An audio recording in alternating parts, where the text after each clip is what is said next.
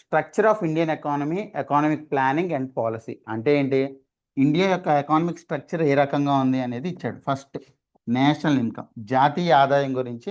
జాతీయ ఆదాయం అంటే ఏంటి, దాంట్లో ఉంటే జీడిపి అంటే ఏంటి, జిఎన్పి అంటే ఏంటి, ఇవన్నీ కూడా ఇచ్చాడు. ఇది ఒక్కటే ఇచ్చాడా అంటే కాదు, ఇంకొక కాన్సెప్ట్ మధ్యలో యాడ్ చేశాడు. Economic development versus economic growth, growth versus development. అది ఈరోజు మాట్లాడుకుందాం మనం, గ్రోత్ వర్సెస్ డెవలప్మెంట్ అంటే ఏంటి అనేది.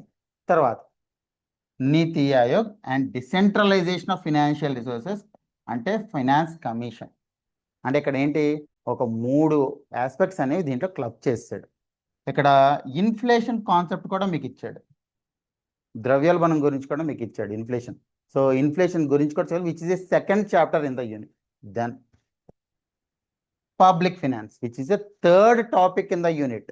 పబ్లిక్ ఫినాన్స్ అంటే ఏంటి, మనకి మానిటరీ పాలసీ ఉంది, ఫిజికల్ పాలసీ ఉంది, రెండు ఒకే దాంట్లో ఇచ్చాడు. It is a crucial chapter.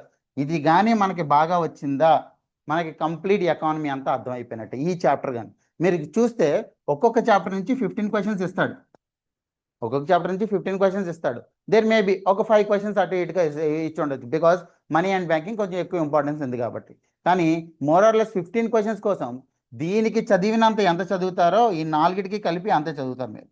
అదేనా, అంత డెప్త్గా ఉంటుంది ఈ చాప్టర్, ఈ పర్టికులర్ యూనిట్ అనేది. ఎందుకంటే 3 యూనిట్స్ కదా, 3 చాప్టర్స్.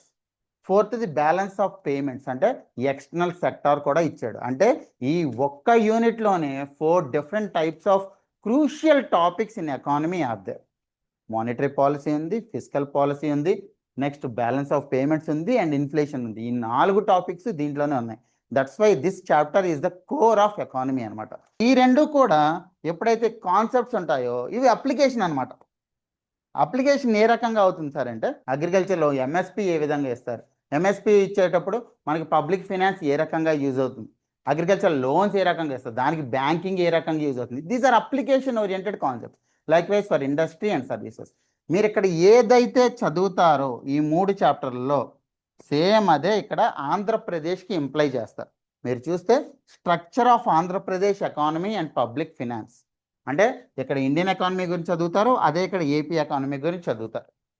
ఇక్కడ agriculture, industry and services in Indian economy గురించి చదివితే ఇక్కడ ఏపీ ఎకానమీ గురించి చదువుతారు. సో అందుకే చెప్తున్నాను, ఇక్కడ గ్రూప్ 1లో ఎంత సిలబస్ అయితే ఉంటుందో అంతే సిలబస్ మీకు ఇచ్చాడు. కానీ మార్క్స్ అనేవి 75 మార్క్స్కి ఉంటాయి. So we need to go in depth.